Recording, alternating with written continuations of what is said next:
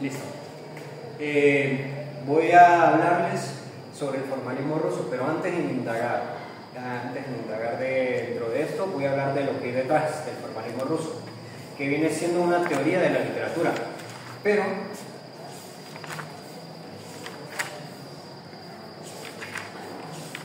no solamente se representa en todo la literatura en una teoría, sino en varias teorías literarias. Dentro de esa teoría hay teorías externas a la propia literatura, es decir, teorías en las que no se ve la literatura como su objeto de estudio, sino en otros temas. Por ejemplo, las teorías en las que más se trabajó la literatura son muchas veces económicas o políticas, como es el caso de las teorías de Marx. Las teorías de Marx vienen siendo socioeconómicas, hablan de varios aspectos políticos, filosóficos hasta cierto punto.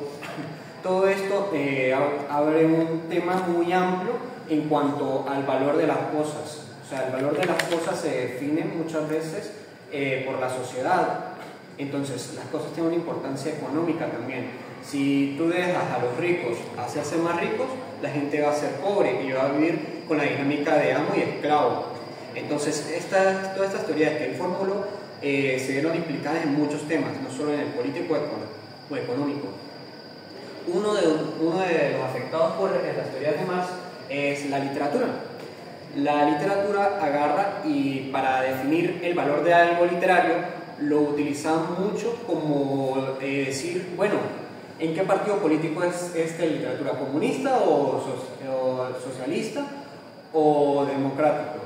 Entonces, dependiendo de donde esté ubicado el partido político dentro de la obra literaria, es donde le dan valor muchas veces. ¿Por qué? Porque la literatura no la veían sino como una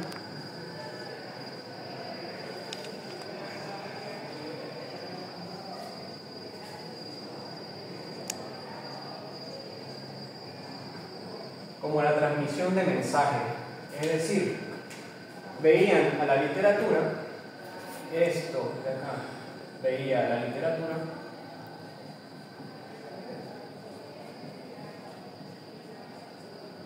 como una transmisión de mensaje.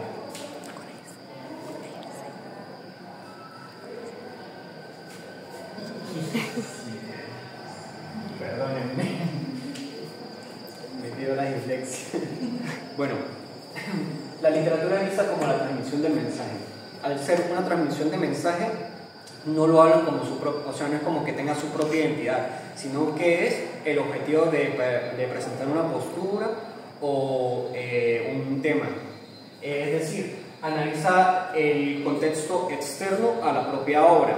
Por ejemplo, analiza el contexto político, el social en el que se encuentra, hasta el psicológico. O sea, las teorías literarias, las teorías que se manejan dentro de la literatura muchas veces eran criticadas por aspectos psicológicos y políticos antes que el propio literario.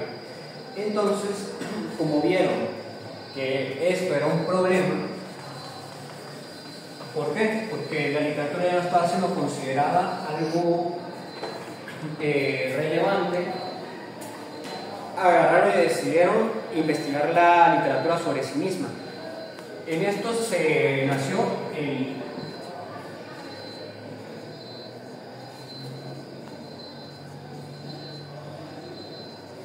el inmanentismo. El inmanentismo son las series de teorías literarias que se manejan de manera que buscan que el libro sea investigado, criticado, analizado dentro del propio texto literario. Es decir, no toma en consideración los factores externos a la literatura o por las otras teorías, sino que tratan de formular sus propias teorías para estudiarse dentro de sí mismas. De estas partes, el estilístico, el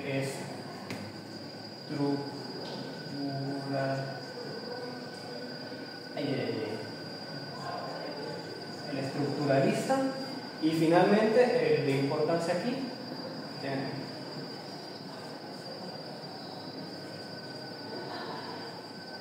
el formalismo ruso. Esas tres teorías literarias se manejan dentro del inmanentismo, dentro de teorías que se estudian sobre sí mismas, o sea, es el estudio propio de los textos literarios.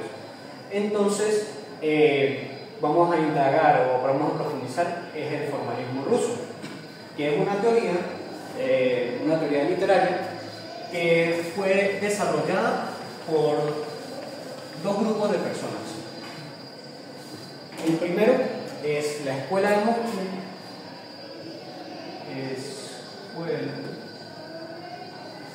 de la Universidad de Moscú. Vamos a ver. Sí, es en una escuela, pero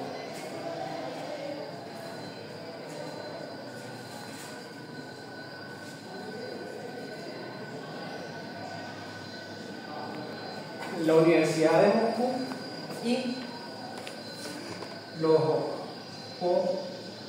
Opoikas son un grupo, o sea, una sociedad de estudiantes que investigan sobre los textos literarios más que nada dentro de la poesía. O sea, es como una sociedad de críticos de poesía, digámoslo así. Es un grupo de personas que se encarga justamente de investigar la estructura, del análisis métrico y demás dentro de lo que es los textos literarios. Entonces, estos dos grupos de personas como que comenzaron a intercambiar ideas, diciendo, ajá, he visto que en los textos literarios muchas veces sucede que utilizan prosa, una prosa poética. Y el otro dice, sí, es verdad, aparte de la prosa poética utilizan mucho el hecho de las metáforas para humanizan partes del texto, de su verso, para darle valor distinto a las propiedades del lenguaje. Bueno, entonces comenzaron a intercambiar ideas de sus opiniones lingüísticas, sus opiniones poéticas, de las estructuras que hay en la literatura, y gracias a estos dos, su unión, digámoslo así, de las personas que decidieron investigar este tema, se desarrolló el formalismo ruso. Entonces, los grupos de personas trabajaron en desarrollar una propia teoría literaria, que viene siendo el formalismo ruso, el cual viene teniendo muchas implicaciones en el trabajo de analizar las obras sobre sí mismas, como vienen siendo las teorías inmanentistas. Pero lo que pasa de interesante en este tema es que ellos comenzaron a investigar más el cómo hacerlo, cómo se analiza sobre la obra, para como desarrollar una crítica sobre ella. O sea, en vez de plantear muchas veces, o por lo menos en su inicio, estructuras literarias, decían qué recursos o qué elementos eran los que permitían que la literatura no fuera esa literatura. Entonces se ponía a pensar, ajá, tenemos el texto literario, pero qué elementos o qué cosas tiene este texto para que nosotros digamos, ajá, es literatura. Entonces era algo un poco complicado decir, bueno, este texto es literatura por esto o aquello. Entonces tenían que formular bien esta idea de a qué se debía, pero no podían distinguir la idea de lo que es literatura como tal, ya que se maneja como si fuera un arte. Al ser como un arte, tiene características subjetivas, abstractas, que no se manejan dentro de un molde preciso, exacto, y con la complejidad de la literatura que utiliza muchos contextos, como el psicológico, el político, hay diferentes estilos y tipos de géneros literarios, pues es complicado definir cómo funciona cada literatura y cómo se define como tal. Porque uno cómo sabe si algo es literatura, simplemente dicen, no, literatura es lo que usa recursos literarios. Bueno, cualquiera podemos usar recursos literarios. Si nosotros agarramos y ponemos a hablar de normal y decidimos hablar con metáforas, ahí estamos usando recursos literarios. No, que tiene que ser en escrito. Bueno, escribimos una metáfora y entonces decimos, entonces es literatura escribir un verso con metáfora. Si hay literatura que se maneja de esa manera. pero si el verso no tiene ni principio ni final, no tiene razón de estar, no tiene ninguna representación, no está dentro de ningún contexto, ¿cómo sabes si es literatura o no? O sea, son muchos factores que determinan en cómo entra en el arte, cómo ingresa en ella. Entonces decidieron agarrar y como tratar de darle sentido a su manera, y es el estudio de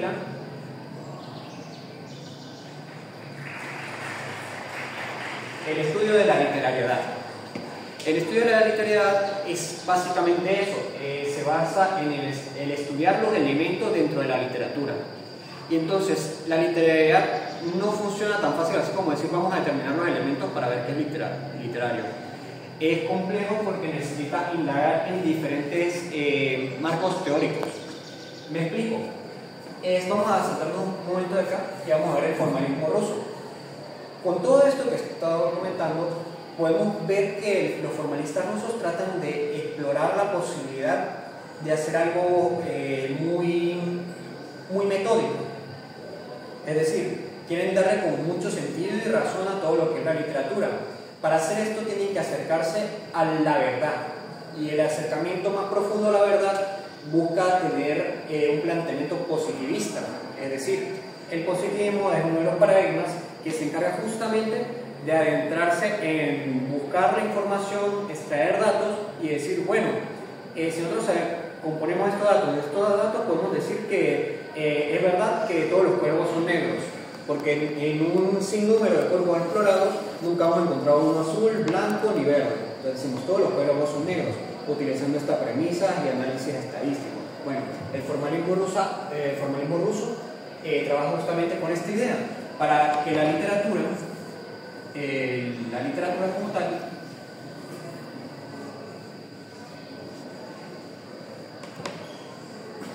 sea investigada como una ciencia. Y eso es lo interesante, es bonito porque uno se puede pensar y dice, coño, la literatura es un arte. O sea, es abstracto, cómo lo definimos, cuál es su forma, cuál es su consistencia, y uno dice, no, pero el arte es subjetivo, entonces el arte es el arte y depende de cada percepción y cómo ve uno las cosas. Y uno dice, bueno, pero sí, depende de la percepción y tal, pero siempre está basado en un molde de la realidad de alguna forma. O sea, agarran las imágenes de la realidad y las modulan en distintas formas y aspectos. Entonces, no puedes decir que el arte está basado simplemente en el pensamiento, porque tú no puedes pensar cosas que no estén dentro de tus capacidades sensoriales ni lingüísticas, porque si no sabes expresarlo, ¿cómo vas a formularlo? Porque todo lo que nosotros, por ejemplo, en cuanto a la literatura, en cuanto a escrito, nosotros lo hablamos, nosotros decimos, bueno, hola, ¿cómo estás? Y podemos pasar ese hola, ¿cómo estás? El significado a la literatura. O sea, me explico, todo tiene una estructura en base a otra cosa, ya sea a la lingüística, a la estética, a lo que se considera bello, a utilizar imágenes de la realidad para pasarlas a ese formato, o utilizar métodos que formen la realidad y hagan estructuras más complejas, como puede ser la metáfora, otros varios. Entonces hace complejo el decir que el arte es solo subjetivo, porque bien, el arte es algo complejo que no se puede determinar, pero no se puede determinar no porque no tenga sentido en sí mismo, sino porque tiene múltiples sentidos. Entonces, la literatura trata de explorarse como una ciencia, porque en su complejidad, en múltiples temas de investigación, de estudio, de desarrollo, podemos sacar patrones, podemos utilizar un marco teórico para su investigación. Y justamente eso es lo que plantea el formalismo ruso, de que la literatura puede ser una ciencia. Por tanto, si es una ciencia, maneja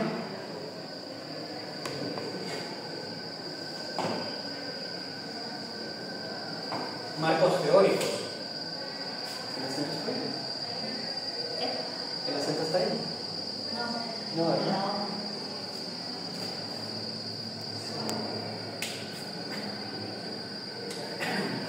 Bueno, se maneja dentro de marcos teóricos. ¿Cuáles serían estos marcos teóricos? Bueno, en el desarrollo del formalismo ruso hay distintos autores en que cada uno desarrolla su propio marco teórico. Así que es muy amplio. Podemos ver, por ejemplo, el marco teórico en cuanto a los mecanismos, a los sistemas, al realismo, etc. lo que sucede con esto es por qué hay tantos marcos teóricos. Bueno, en el desarrollo y en la evolución se pueden ver que cada uno dio su idea y entonces planteó su punto y lo desarrolló, pero es algo más interno, más profundo. No es solamente la explicación, sino es que en su historia sucedió un acontecimiento muy grave, y es a lo que yo me refiero como la rebeldía, que es algo que he visto mucho en todo lo que he estudiado. Es divertido porque uno ve muchas veces de que en cada estudio, en cada planteamiento o en cada sociedad, cuando hay algo que no les gusta a los demás, deciden hacer una rebelión, deciden usar algo extremista y confrontar la realidad presente en la sociedad. Por ejemplo, las mujeres son oprimidas y las mujeres no están siendo valoradas, no las dejan trabajar, no las dejan tener voto. Entonces las mujeres, viendo esto, necesitan ir más allá y sobrepasar esta norma. ¿Cómo lo hacen? Pueden hacerlo sutilmente y demás, pero si lo hacen sutilmente y comienzan a decir, no, disculpe, yo quiero votar también porque yo también soy una persona. O dicen, no, yo quiero trabajar, pero no estos trabajos, yo quiero unos trabajos más que tenga un puesto mejor. Entonces la sociedad dice, ¿por qué? No, tú sigue ahí donde estás, ese es tu lugar. Entonces, para romper esto, tienen que ir al extremo, tienen que ser extremistas, tienen que hacer disturbios, hacer un golpe casi que de Estado para decir, no, mira, tendrás que matarnos a todas las mujeres si quieres eliminarnos, porque de verdad ya todas estamos cansadas de esto. Entonces, cuando llega ese punto extremista, ese punto de quiebre, es cuando la sociedad desata un cambio, o sea, acepta este cambio. En cuanto al formalismo ruso, como lo está viendo como una ciencia y propiamente la literatura, decidieron ir en contra de la teoría que estaba más fuerte en la época, que viene siendo las teorías de Marx. ¿Qué sucede con esto? Que tristemente las teorías de Marx, que básicamente es lo que construyó la idea socialista en cierta parte, o sea que le dio fortaleza, hace que todos los socialistas vayan a decir, tú no me sirves, o sea, tú no estás sirviendo porque no me estás ayudando en mi política, entonces te tengo que eliminar. Y efectivamente agarraron las instituciones que intentaron formar la escuela del formalismo ruso y la hicieron casi que persona que estudió eso, se va preso. Similar, o sea, querían eliminar de una vez a los formalistas. Entonces los formalistas no les quedó de otra que huir. Se tuvieron que ir a distintos países, a distintas zonas, y entonces como ellos estudiaban y se reunieron juntos a hacer todas estas investigaciones, ya como que cada uno no era capaz de mantener esto porque se tuvieron que ir a otros sitios y terminó en su división. Entonces en su división pues cada uno desarrolló sus teorías, sus propios artículos, su propio marco teórico, y entonces por eso es tan diverso.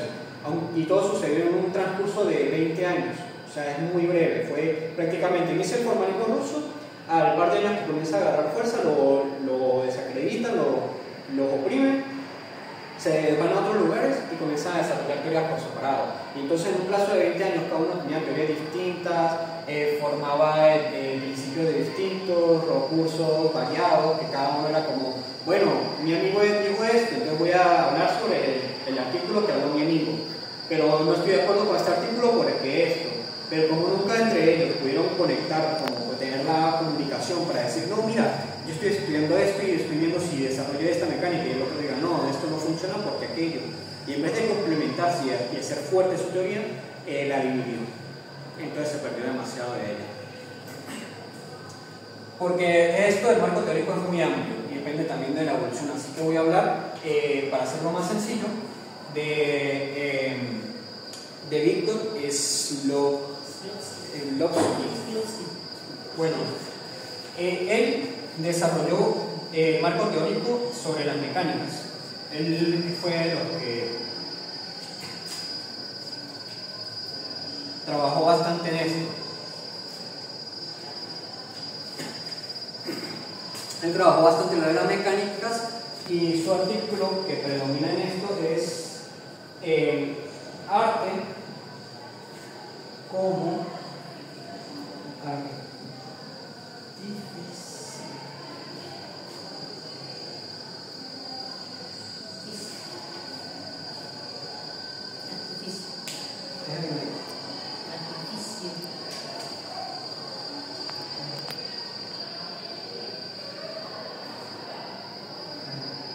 Bueno, el arte como artificio. para ver un poquito mejor esto, vamos a ir con las mecánicas. Las mecánicas son planteamientos básicamente de que cuando tú estás estudiando literatura sobre un marco teórico, tenemos que ver los mecanismos dentro de la literatura. Estos mecanismos vienen siendo la prosa, el verso, el recurso literario, la metáfora o la propia narración, ¿no? Los personajes. Entonces todo esto tiene un mecanismo, o sea, tiene un núcleo de que los personajes tienen el núcleo de que sea un patrón del héroe. Entonces estudia por qué esto tiene esto y aquello, o sea, me explico. Cuando tú estás estudiando la literatura, te das cuenta que muchas veces existe una complejidad lingüística.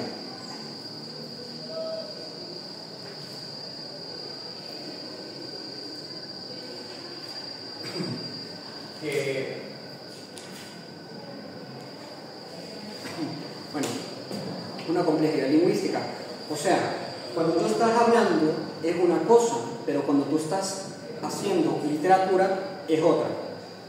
Lo que pasa es que tú sigues reglas ortográficas, de sintaxis y demás, que obviamente son dadas a los textos literarios, pero otra vez van en contra del estudio lingüístico solamente y se desarrolla dentro del sociolingüístico. ¿Por qué? Porque ya no es solamente utilizar bien la literatura, o sea, el lenguaje como tal, sino que tienes que estudiarlo en su entorno social. Es decir, dependiendo del momento en el que estemos estudiando la literatura, su contexto es diferente. Por la época se usan recursos distintos en la literatura, se utilizan metáforas complejas o utilizas ideas dentro de la sociedad. Por ejemplo, en el formalismo ruso, cuando están haciendo sus artículos, utilizan las teorías de Marx, o sea, hablan sobre las teorías de Marx y las atacan.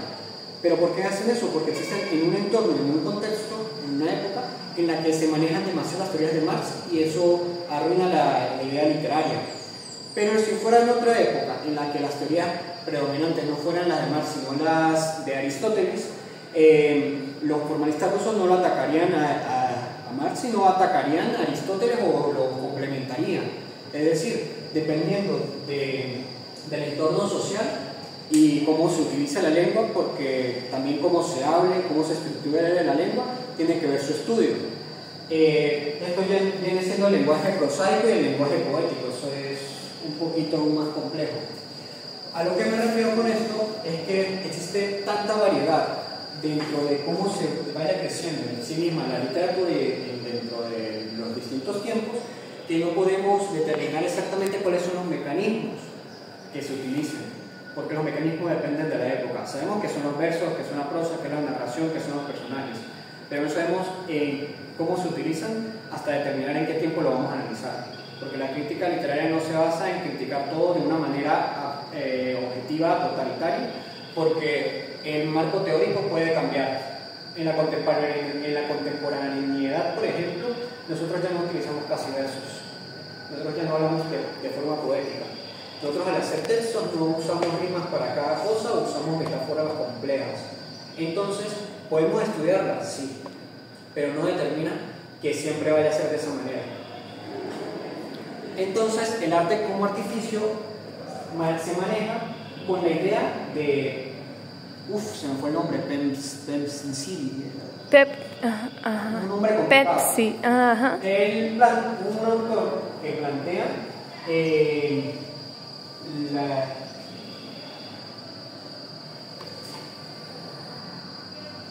el arte como símbolo.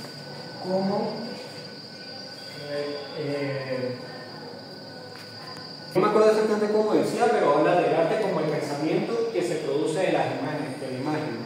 Es decir, tú agarras y te dices, no, yo voy a hacer una obra de arte, voy a hacer una pintura. Entonces, para hacer esta pintura, ¿yo qué quiero hacer esta pintura? Bueno, quiero representar mi pensamiento, lo que yo estoy pensando, sintiendo y tal, plasmar con una imagen existente. Es decir, las imágenes son intocables, son de Dios. Las imágenes es todo lo representado en la realidad. Eso es un árbol. Bueno, ya tengo la imagen de un árbol. Pero yo quiero representar de alguna manera mi arte, darle vida, de una manera que mi pensamiento abstracto se puedan moldear en las imágenes. Entonces yo dibujo un árbol con distintas formas, con colores que no encajan con la realidad, y eso es un modo de arte, o pueden haber otros modos de arte, varios. Cuando exponemos de principio esta idea, ya nos damos cuenta que tiene errores.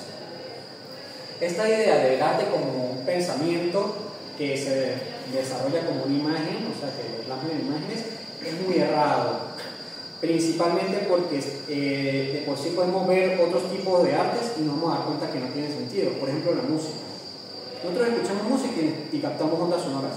Y estas ondas sonoras nuestro cerebro la escucha, la interpreta y les causa emociones. Te genera emociones y tú nunca viste la representación de una imagen.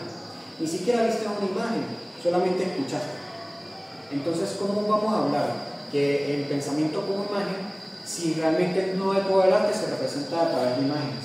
Y aunque podemos decir que es una forma de nosotros en nuestra cabeza formular imágenes a través de nuestro inconsciente, de la automatización de nuestras ideas, etc., vamos a darnos cuenta que sigue sin tener sentido, porque también se puede deformar en sí mismo lo que vienen siendo estas imágenes. Por ejemplo, si yo en vez de decir el sol, yo digo esa esfera flameante que centellea en los olores de mi tierra, pues con eso ya estoy usando una especie de uso de la metáfora. En esta metáfora estamos dándonos cuenta que yo hablo de una esfera de fuego que brilla mucho. Entonces, ¿cómo sabemos que esa esfera de fuego es un sol?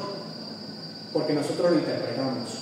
Pero esa interpretación no está basada en ninguna imagen totalitaria, o sea, no es una bola de fuego. Pero es el símil de esto, o sea, en cuanto a forma.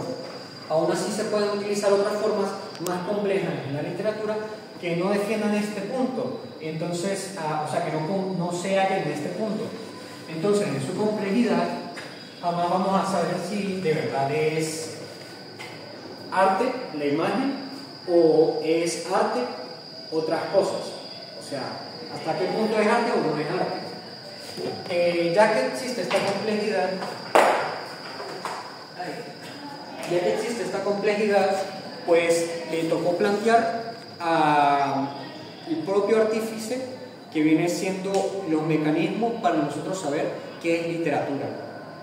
O sea, plantea una especie de mecanismo propio del arte literario para nosotros hallar en ella esas características artísticas. Entonces vamos a trabajar el arte como artífice, justamente para nosotros hallar literariedad. Nos plantea de que tiene que existir un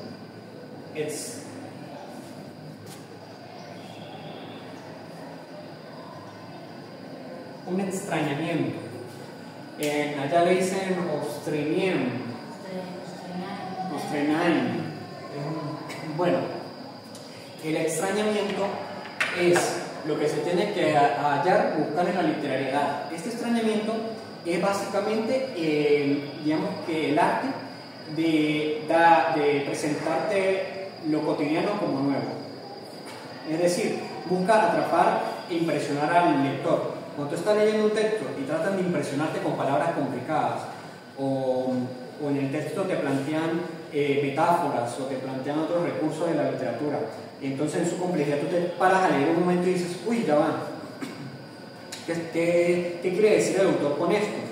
Entonces te pones a pensar y dices, claro, el autor se refiere a que en la sociedad existe el comunismo y la democracia, entonces derecha o izquierda. Entonces tú ves un texto y lo diferencias, o sea, sacas con tus propios conocimientos que ya sabes, lo interpretas.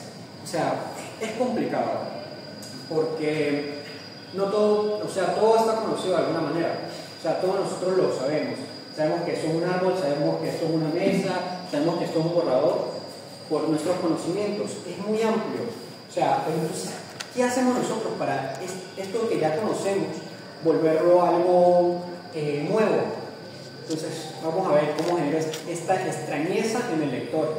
Pues bueno, para generar extrañeza tenemos que crear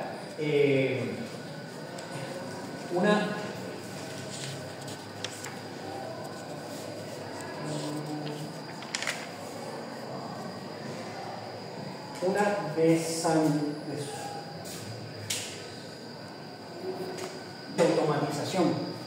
¿Qué es la desautomatización? Es cuando tú agarras un texto, una palabra, vamos a ponerlo así mejor. Antes de hablar de la desautomatización, vamos a hablar de lo automático. Tú estás levantándote de la cama, acabas de despertar, te levantas de la cama y tienes tu cama, ¿verdad? Si tú todos los días te acostumbras a seguir la rutina de levantarte y tender tu cama, va a llegar un punto donde es inconsciente. Es una actividad cotidiana, es una actividad automática. Todos los días te vas a levantar y vas a tender tu cama. Entonces pasa un día en el que te levantas y estando botado en tu sueño, tiendes la cama y tú te vas a la cocina. Entonces todavía te preguntas, allá va, yo tendí mi cama. Después del rato yo no me acuerdo si tendí mi cama. O no me acuerdo si me cepillé los dientes, o no me acuerdo si... O sea, pero entonces tú te das cuenta y te pones a pensar, uy, yo lo hice. Entonces te vuelves a la habitación a ver si tendiste la cama y dices, ah, mira, si tendí la cama. O le agarras y le preguntas a tu hermano, oye, ¿yo tendí mi cama o la tendió mi mamá? Y él te dice, no, la tendiste tú en la mañana. Y se te quedas pensando, uy, ¿será? Yo la tendí. Pero es que sucede en un ámbito de la inconsciencia tan ya rutinario, tan monótono, tan automático, que uno no se da cuenta a veces, lo percibe de una vez. Entonces, tú en la literatura plasmas algo como automático, como que diga el personaje, se levantó de la cama y se fue a la cocina.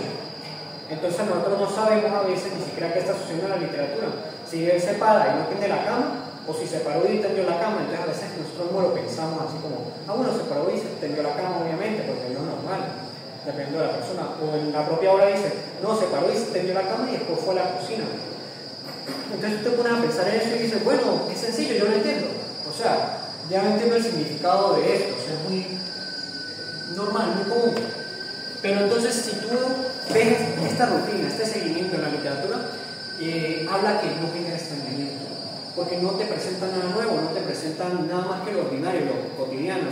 Entonces no tiene arte, no tiene poética. Y entonces en esto se trabaja la sincronía y la diacronía. ¿Eso será acá? Uy, yo no me acuerdo de la canción. Bueno,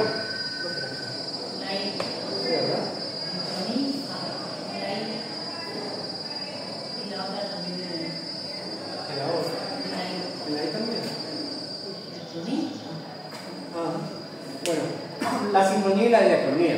La sincronía y la diacronía se trabaja, o la vamos a trabajar para no alargarnos mucho en toda su extensión. Vamos a hablar que es del lenguaje, la sincronía y la diacronía del lenguaje, que viene siendo el significado y el significante. Para ponerlo sencillo, nosotros agarramos y nos ponemos a decir qué es el significado y agarramos, digamos, un árbol o la propia mesa. Entonces, yo veo una mesa y yo digo, bueno, ya me hago la imagen mental de que eso es una mesa, porque a mí me indicaron que eso es una mesa. Entonces ya sé que el significado de ese objeto, el concepto de este objeto es la mesa. Pero ¿qué es el significante? El significante es la forma de representar, de dar a conocer, de transmitir que eso es una mesa. Normalmente es por los fonemas. Mesa es M-E-S-A. Entonces, eso es ese conjunto de letras, al unirse, dan ese sonido de mesa. Entonces, nosotros al escuchar mesa, de forma automática, nosotros sabemos que hablamos de eso. Entonces, normalmente se hace de manera que es más importante el significado que el significante, porque si tú no conoces el significado, tampoco vas a entender el significante, no podrás hacerte esa imagen en tu cabeza de qué quiere decir con eso. Entonces, normalmente, según Saussure, esto es como la jerarquía. Pero dentro de la literatura, cuando trabajamos con la sincronía y la diacronía, nos referimos a la diacronía a una forma de de quitar la armonía, de romper esa armonía, establecía y cambiar su forma. Entonces hacemos lo contrario, o sea, no sigue primero el significante al significado, sino el significado al significante. ¿Por qué? Porque trabajamos el lenguaje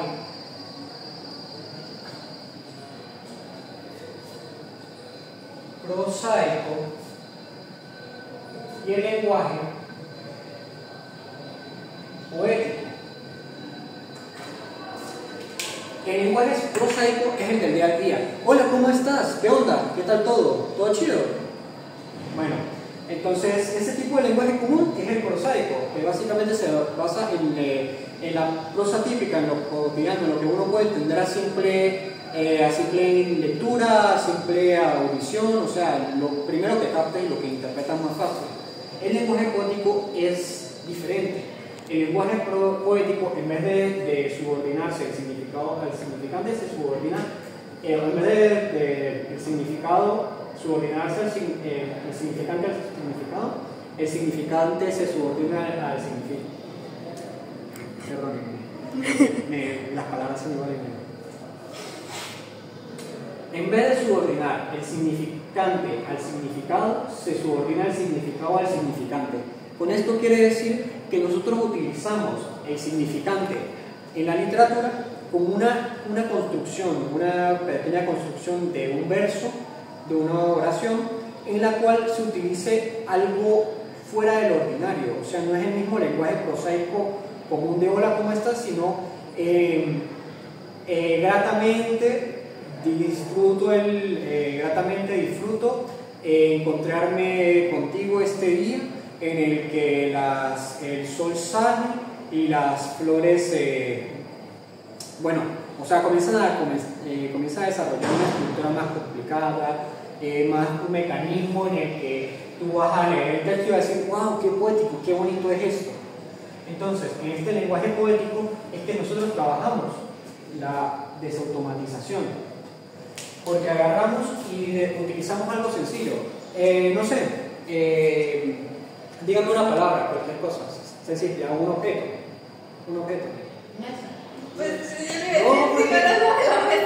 Yo estaba usando el ejemplo de la mesa, algo diferente. ¿Algún elemento así? Marcador. Bueno, el significado marcador ya lo sabemos. Sabemos que es un marcador. Pero en la literatura nosotros no queremos decir marcador. Vamos a decir, o bueno, ni siquiera marcador, puede ser pincel, lápiz, etc. Nosotros que queremos agarrar y que la gente al leer esto no diga marcador, ya sé qué es esto, sino que piense al respecto, o sea que le cuesta entender que es un marcador. Entonces nosotros decimos, pásame el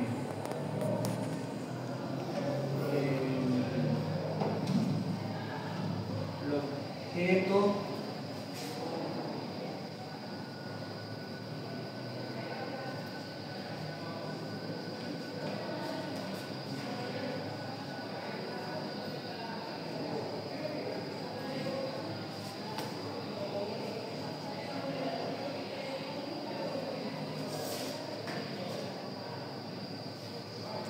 profesores dan vía a las letras, dibujándolas en el mural de sus aulas, ese de tinta y acero, etcétera, etcétera, etcétera. O sea, en vez de decir, pásame el marcador, o pásame el lápiz, o pásame lo que sea, el pincel, comienzan a rellenarlo con referencias, o muchas veces utilizan metáforas, o sea, comienzan a ampliar, a extender, para que nosotros al comenzar a leer digamos, uy, coño, ¿a qué se refiere? ¿A qué trata de decirnos con eso? Y entonces la complejidad de la oración, nosotros cuando ya estamos acercando a ella, nuestra mente comienza a decir, ah, claro, habla de los pinceles, habla de los marcadores, habla de los... Y uno dice, bueno, pero qué curioso, nunca lo había visto de esa forma tan extraña, o sea, hablar paso a paso o hablarlo o embellecerlo. Entonces eso es la desautomatización, que genera un extrañamiento. Entonces, cuando tú comprendes, Dios mío, soy malísimo.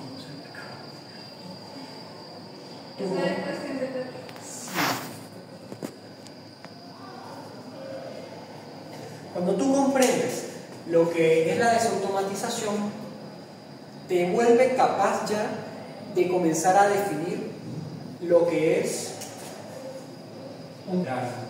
Entonces es como un ciclo en el que nosotros tenemos que leer el texto, buscar la literariedad en él, y en esa literariedad nos vemos las partes que nos generan extrañamiento y cómo están construidas su desautomatización. Y al comprender todo eso y analizarlo, somos capaces de criticarlo. Porque los formalistas rusos mayormente son gente que, aparte de ver las cosas como ciencia, son críticos.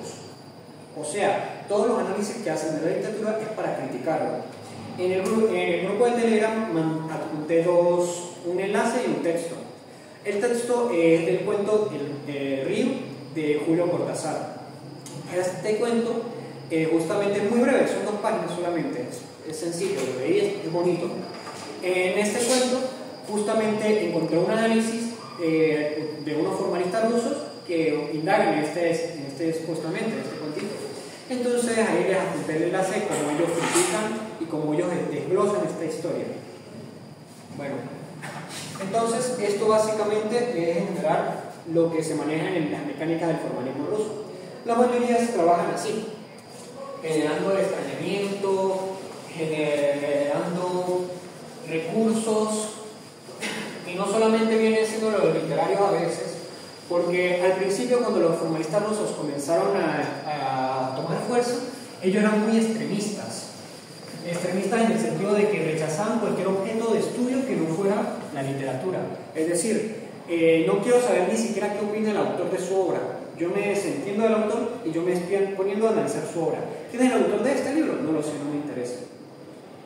O sea, son demasiado que no les interesa ningún contexto externo, sino esto, el estudio de este mecanismo. Pero después, cuando comenzaron a volver más blando esto, dependiendo del autor del que hablemos, comienzan a generar artículos donde digan, bueno, pero ya van, es que esto es demasiado tomado con pinzas, y el tomar con pinzas solamente lo que hay en el libro, nos olvidamos de todo lo demás. Entonces, para mí no es un error exactamente, pero es como una forma, una perspectiva delimitada, limita demasiado lo que uno puede hacer estudiando o analizando los textos, porque tú, en vez de agarrar y enfocarte en solamente leer el texto, tú puedes agarrar y decir, bueno, pero tiene aspectos psicológicos, tiene aspectos filosóficos que están muy interesantes, y agarró la obra para utilizarlos. Y eso es bonito porque también es parte de la literatura, parte de su complejidad. Si te centras solamente en el texto literario, lo que haces es analizar solamente el esqueleto. Y al analizar el esqueleto se te van a escapar muchas cosas. A lo largo de los formalistas rusos trabajaron maneras para darle sentido también a otros contextos, y no solamente el cerrado como es este. Pero eso depende del tiempo, de la evolución. Uno, por ejemplo, desarrolló los sistemas. Los sistemas son una forma de ver que cada método de estudio de la literatura es un sistema en sí mismo. Por ejemplo, el texto es un sistema. Otro sistema es la postura del autor. Otro sistema es la corriente filosófica que usó el autor como objeto para el desarrollo de su obra. Bueno, todos esos son sistemas. Entonces analiza a los sistemas por sus partes. Es muy interesante porque también comienza a desarrollar estructuras como lo hacía Aristóteles, que tú agarras y tú te aventuras a leer un texto que es una tragedia. La tragedia tiene un inicio, una profecía, un acto de giro de trama, o sea, tiene una estructura. Esta estructura la trabajan también los formalistas rusos, pero no puedo decirles cómo son sus estructuras porque es una locura, sinceramente es una locura. Son fácilmente, entre paso y paso de una estructura literaria, pueden haber 40 pasos. Y esos 40 pasos del formalismo ruso, pueden haber unos que sí usen y otros que no usen. Entonces, aunque lo uses todos o no lo uses todos, puede aún así ser literatura de texto. Entonces, es una construcción muy amplia, no es tan sencilla como inicio, desarrollo, desenlace, sino que son muchos pasos. Y entonces depende del artículo, de lo que leamos al respecto. En todo caso, para no extenderme tampoco en todas esas perspectivas de los formalistas, pues la más sencilla y la más como la principal de las primeras trabajadas fue esta extremista bastante formal de las mecánicas del extrañamiento y la literalidad, y la investigación de la literalidad. Y con eso lo dejo. ¿Alguna pregunta?